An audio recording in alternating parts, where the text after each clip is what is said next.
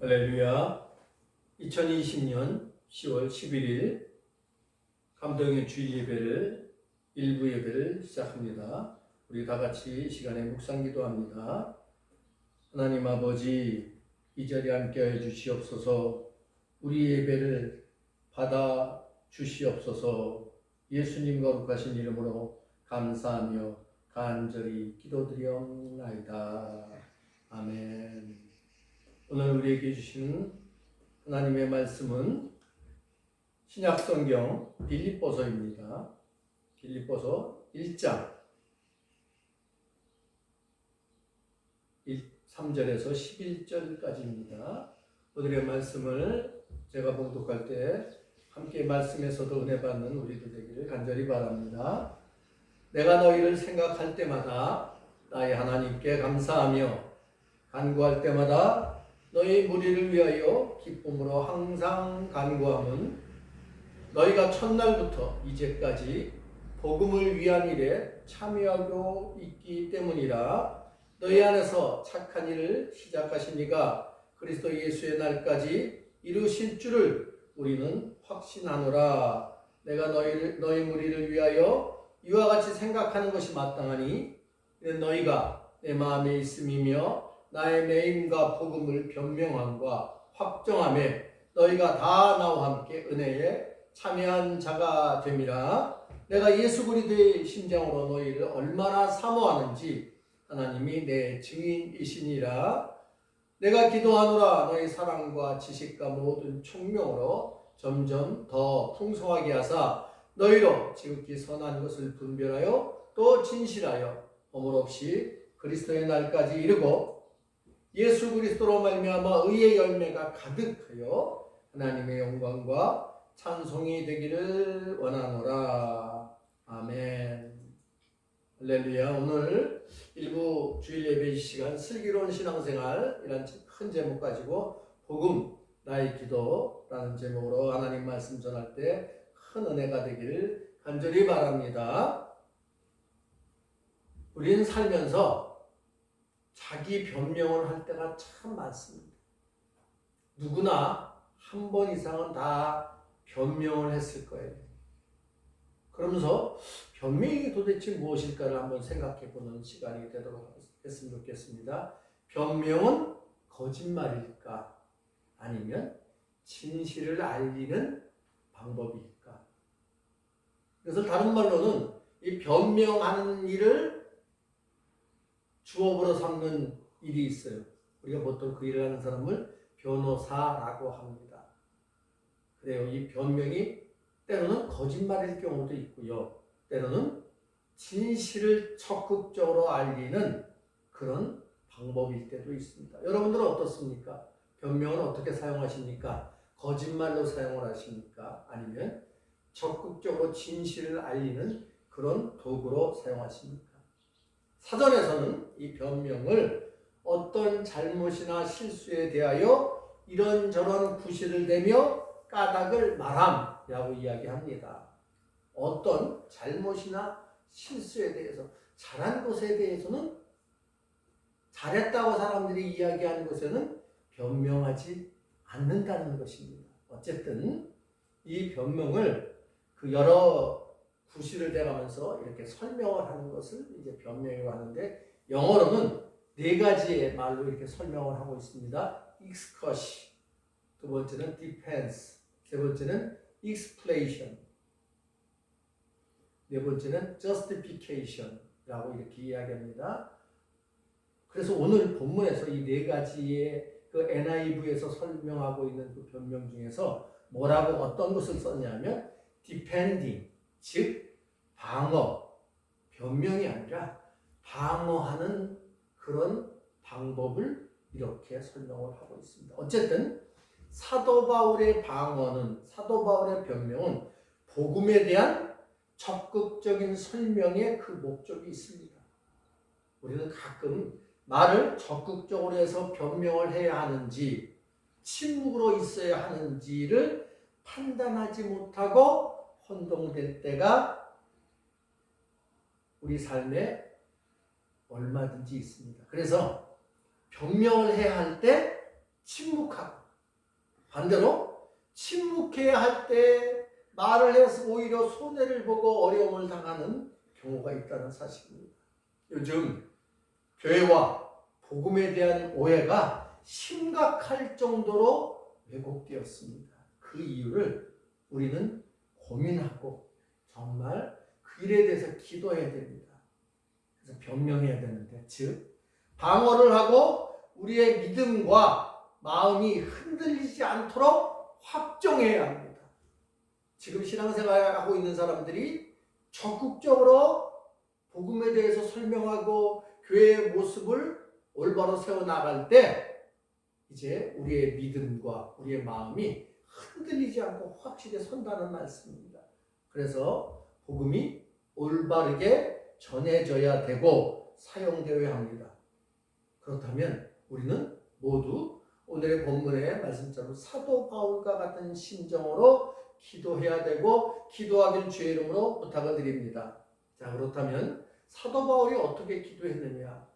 저도 이 시간 이 사도 바울과 같은 심정으로 나의 기도라는 제목으로 말씀을 전합니다. 첫 번째는 감사했습니다. 사도 바울은 감사하며 기도했어요. 자, 그렇다면 지금 감사라는 것은 어떻게 하는 거죠? 감사의 조건이 있어야 하는 거예요. 좋은 일이 있어야 하는 거예요. 그런데 사도 바울이 이 글을, 이 편지를 빌립보 교인들에게 보냈을 때 사도 바울은 감옥에 있었어요. 옥중에 있었어요. 옥중에서 한 편지입니다. 그럼에도 사도 바울은 그 첫 번째 이렇게 말씀을 하고 있습니다. 한번 3절 보겠습니다. 3절. 3절 말씀 다시 한번 보겠습니다. 내가 너희를 생각할 때마다 나의 하나님께 감사하며 간구할 때마다 너희 무리를 위하여 기쁨으로 항상 간구하면, 그래요. 감사와 기쁨을 이야기하고 있습니다. 도대체 그 이유가 무엇일까요? 빌립보 교인들에게 지금 감사하다, 기쁘다라고 이야기하는 그 이유가 무엇일까요? 그 이유를 이렇게 설명을 하고 있죠. 너희가 첫날부터 이제까지 복음을 위한 일에 참여하고 있기 때문이라. 빌립보 교인들이 복음에 대한 참여가 있다는 거예요. 복음을 그저 들은 것으로 끝나는 것이 아니라 복음의 일, 복음을 올바르게 전하는 일에 같이 마음을 합해서 참여하고 있다는 거예요. 즉 믿음의 성숙을 빌립보 교인들에게 보았다는 그런 사실입니다. 이 빌립보 교회는 사도 바울이 이제 그 그리스도의 오른쪽에 있는 그런 나라인데 도시죠. 그런데 로마의 식민지였던 곳이에요. 근데 바울이 첫 번째 세웠던 유럽의 교회가 바로 빌립보 교회입니다. 그러다 보니까 지금은 사도 바울이 로마로 들어가 있지만 아직 그들에게서 홀로 서 있기는 정말 어려운 그 모습인데, 그럼에도 그 빌립보 교회들이 함께 복음에 참여하고 있다는 거예요. 그래서 사도 바울은 그게 너무 감사한 거예요. 너무 기쁜 거예요. 하나님 앞 기도할 때 첫 번째 뭐 했다고요? 감사했다. 저도 이렇게 신앙생활을 하고 있는 여러분들을 보면서 저희가 이렇게 개척을 해서 함께 신앙생활을 하면서 저도 항상 기도하는 것이 이것입니다. 하나님, 우리 교회가 복음으로 굳게 서고 또한 성도들이 믿음의 성숙을 가져올 수 있도록 도와주옵소서. 그렇게 기도해요. 그래서 몇몇 분들의 모습에서 그 믿음의 성숙을 저도 보았습니다. 나의 기도가 헛되지 않았음을 알고 감사를 드립니다. 그럼에도 몇몇 분들은 아직도 믿음의 성숙은커녕 오히려 믿음의 정체, 믿음이 자라나지 않아요. 혹은 퇴보하는 것처럼 보이기도 합니다. 도대체 그 이유가 무엇일까요? 어떤 분들은 믿음이 이렇게 쑥쑥 자라나는데 또 어떤 분들은 그러지 않고 믿음이 그대로예요. 또 심지어 퇴보되는 그 모습을 보이는 그 이유가 도대체 무엇일까요? 우리는 믿음의 성숙이 안 되는 그 이유를 찾아내야 합니다. 그것을 우리가 밝혀내야 돼요. 우리가 그런데 신앙생활에서 착각하는 것들이 너무 많아요. 여러분, 우리의 신앙의 모습은, 신앙의 크기는 가장 약한 부분이 자신의 믿음의 분량입니다. 가장 강한 부분이 아니라 가장 낮은 부분이 자신의 믿음의 분량이라는 것을 제가 여러 차례 말씀을 드렸어요. 그렇습니다. 교회에서 믿음 약한 성도의 모습이 그 교회의 수준입니다. 교회의 크기나 성도 수가 문제가 아니라 가장 믿음이 약한 사람의 그 수준이 바로 그 교회의 믿음의 수준이라는 것입니다. 그래서 믿음의 성숙을 가로막는 그 이유를 우리는 혼자서가 아니라 같이 찾아내야 하고 고민해야 합니다.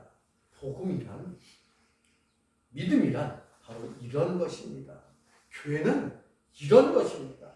마치 어느 한 부분이 아프면 몸 자체가 아픈 것처럼 말입니다. 어느 한 부분만 아프다고 컨디션이 좋은 거 아니잖아요. 어느 한 곳이 아프면 몸 전체 컨디션이 다 나빠지는 것과 마찬가지예요.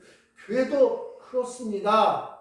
사랑하는 성도 여러분, 우리는 각각이 아니에요. 오늘 본문에서도 이렇게 말씀을 하고 있죠. 4절 볼까요? 간구할 때마다 너희 무리를 위하여.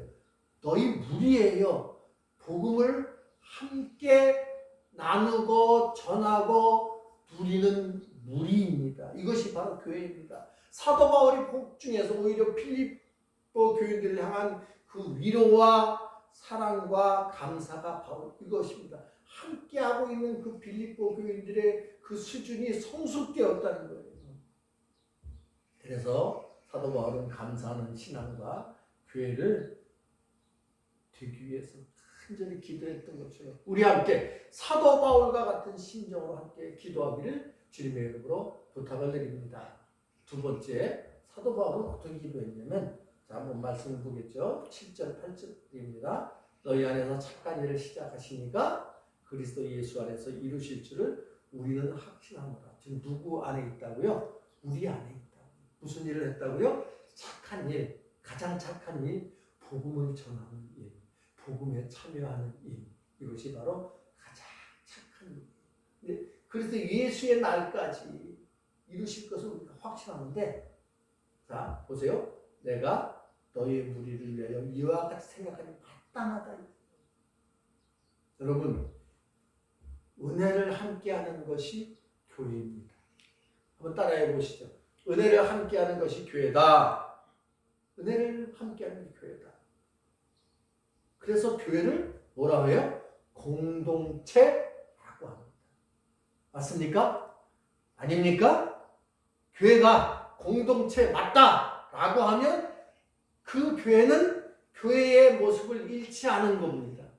그런데 공동체 아니야 라고 하면 교회가 그 모습을 잃어버린 것입니다. 그럼 왜 잃어버리느냐? 한번 해보세요. 나만 은혜 받겠다. 따라해보세요. 시작. 나만 은혜 받겠다. 다른 사람은 어찌됐든 나만 복받고 잘 살면 된다는 생각과 마음은 이미 복음을 빗나간 거예요. 복음을 벗어난 겁니다. 복음이 왜곡된 거예요. 교회는 철저히 복음을 함께 누리는 은혜의 공동체임을 여러분들 다시 한번 깨닫기를 간절히 바랍니다. 그래서 교회를 신앙 공동체라고 하는 것입니다. 사도 바울은 필립보 교인들을 향하여 기도한 것이 예수 그리스도의 심장으로 복음에 함께 참여하고 기도했습니다. 자, 한번 성경 말씀 볼까요? 중간부터 이는 너희가 내 마음에 있음이며 나의 매임과 복음을 변명함과 확정함에 더 너희가 다 나와 함께 은혜에 참여한 자가 됨이라. 내가 예수 그리스도의 심장으로 너희를 얼마나 사모하는지 하나님이 내 증인이시라. 예수 그리스도의 심장, 어떤 마음일까요? 어떤 마음이기에 예수 그리스도의 심장이라고 할까요? 여러분 심장하면 무엇이 생각나요? 그렇습니다. 생명. 심장이 뛰지 않으면 다 죽어요. 그럼에도 불구하고 심장이 살아있으면 살아있는 겁니다. 그래서 심장은 살아있음을 나타내는 것이고 또한 뜨거움의 상징이기도 해요. 즉 예수 그리스도의 심장으로 하는 말은 뜨겁게 사랑하고 있음을 표현하는 것이에요. 여러분, 사랑하는 성도 여러분, 이것이 복음이고 교회입니다. 교회는 뜨거운 사랑의 공동체가 교회임을, 그래서 우리가 그런 마음을 예수 그리스도의 심장으로 기도했던 바울처럼 기도하길 주의 이름으로 부탁을 드립니다. 그렇게 합시다. 저도 그렇게 하겠습니다. 여러분도 함께 해주실 주의 이름으로 부탁을 드립니다. 세 번째, 교회는 한번 따라하시죠. 의의 열매가 풍성하기를. 열매를 맺는 곳이 바로 교회입니다. 사랑하는 성도 여러분, 복받고 아름답고 풍성한 의의 열매가 가득하게 맺기를 주님의 이름으로 축복합니다. 내가 기도하느라 오늘 본문에서 그렇게 말씀하고 있잖아요. 너의 사랑과 지식과 모든 총력으로 점점 더 풍성하게 하사 너희가 지극히 선한 것을 분별하여 또 진실하여 허물 없이 그리스도의 날까지 이르고 예수 그리스도로 말미암아 의의 열매가 가득하여 하나님의 영광과 찬송이 되기를 원하노라. 이것이 사도 바울의 심정이고 기도입니다. 그렇습니다. 저도 여러분들이 복받아 풍성한 의의 열매가 가득한 주인공이 되기를 기도합니다. 이것이 저의 기도이고 바람이에요. 제법 날씨가 쌀쌀해졌죠. 세월이 아무리 힘들고 어려워도 세월은 쏜살같이 흘러서 이제 벌써 서리가 내려요. 근데 이 서리가 내리면 수확을 하는 그런 계절이라는 것을 우리는 너무나 잘 알고 있습니다. 그런데 시간만 지나면 저절로 수확되는 것입니까? 그렇지 않죠. 수확을 풍성하게 하려면 몇 가지 조건이 있어야 돼요. 올해 얼마 전까지만 해도 추석 전에 야채값이 얼마나 비쌌습니까? 비가 그렇게 많이 왔는데도 그렇지 않죠. 그 조건이 있어요. 여러분 보통 그 농사 짓는데 세 가지의 조건이라고 말합니다. 이건 첫 번째 햇빛. 그렇죠? 해가 없으면 농사 못해요. 또 뭐가 있어야 돼요? 비. 그리고 양분. 햇빛과 비는 우리 힘으로 잘 안 돼요. 근데 양분은 어때요? 우리 힘으로도 할 수 있습니다. 마찬가지로 우리의 믿음도 성숙하고 풍성한 열매를 맺으면 영적인 햇빛도 있어야 되고 영적인 비도 있어야 되고 그리고 양분이 필요합니다. 그래서 이 햇빛은 교회를 향하여 주시는 하나님의 은총으로 비유할 수 있고 비는 하나님을 향한 뜨거운 심장으로 드리는 기도 그렇게 비유할 수 있고 양분은 기도의 응답으로 주시는 하나님의 말씀으로 설명할 수 있습니다. 햇빛과 비는 우리 힘으로 못하기도 해요. 그런데 양분은 우리가 말씀에 대한 그 뜨거운 마음이 있고 그것에 대한 고민이 있고 그것에 대한 묵상이 있고 그것에 대한 아멘이 있으면 얼마든지 그 양분을 채워준다는 것을 여러분 분명히 아시기 바랍니다. 그래서 우리가 교회를 통하여 함께 복음에 참여하고 함께 기도하고 주시는 하나님의 말씀을 영적 양식 삼아 풍성한 열매를 맺는 것입니다. 그러면 우리가 이 수확의 계절에 풍성한 열매를 맺고 함께 누리고 나누고 흘러넘치게 하는 은혜가 우리들에게 있을 줄로 믿으시길 간절히 바랍니다. 아멘. 이제 말씀 마칩니다. 기도하는 사람이 영적으로 살아있는 사람입니다. 여러분 자기 한번 생각해 보세요. 나는 기도하는 사람이에요. 기도하는 사람이 영적으로 살아있다고 하는데 살아있어야 변명도 하나님 말씀에 아멘하고 실천하기도 하고 예수 그리스도의 심장으로 사랑도 하고 기도도 해요. 그래서 소망이 있고 그 소망을 이루기 위해서 행동도 하는 거예요. 그런데 우리가 살아있지 않으면 아무것도 못해요. 그럼 영적으로 살아있는 사람이 어떤 사람입니까? 기도하는 사람입니다. 오늘 이 시간 우리의 영적인 상태를 점검해보고 예수 그리스도의 심장을 갖기를 주의 이름으로 축복합니다. 그것을 기도하는 것입니다. 그리고 나만을 위한 기도가 아닌 사랑의 기도를 하는 우리들이 되기를 간절히 바랍니다. 나만을 위한 기도는 아직 어린아이. 나만을 위한 기도는 영적 성숙이 없어요. 그리스도의 사랑은 나만을 위한 것이 아니에요. 예수님이 나만을 위한 것이 없다면 십자가를 진 이유가 없다는 거예요. 그래서 세상 다른 종교들은 자기만을 위한, 자기만의 안위를 위한, 자기가 가까운 그 가족들의 그 복만을 위해서 빌고 그렇게 기도한다면 예수 그리스도의 심장은 그게 아니에요. 나는 물론이고 나의 교회, 나의 이웃, 더 나아가 인류를 위해서 기도하는 것이 바로 예수 그리스도의 마음이라는 것을 이 시간 분명히 깨닫기 바랍니다. 뜨겁게 기도하는 것만이 예수 그리스도의 심장이 아니라 나만이 아니라 이웃을 위해서 온 이를 위해서 십자가를 지신 그 예수님의 그 사랑이 바로 예수 그리스도의 그 마음이라는 것을 분명히 깨닫고 그런 마음이 되길 주의 이름으로 축복합니다. 이것이 예수 그리스도의 심장을 가진 사람입니다. 그 시작이 살아있는 사람, 영적으로 기도하는 사람, 그리고 어떤 조건과 상황 속에서도 감사하고 기뻐할 줄 아는 우리들 되기를 주의 이름으로 축복합니다. 사도 바울은 자기의 모습이 아니라 빌립보 교인들의 모습을 보고 감사했어요. 우리도 마찬가지. 내 모습이 아니라, 내 상황이 아니라, 내 형편이 아니라 내가 기도하는 그분들의 그 모습이 성숙되어지고 자라나며 기뻐하고 감사하는 그런 은혜의 기도가 바로 예수 그리스도의 심장으로 기도하는 것을 깨닫고 그렇게 기도하기를 주님 이름으로 부탁합니다. 축복합니다.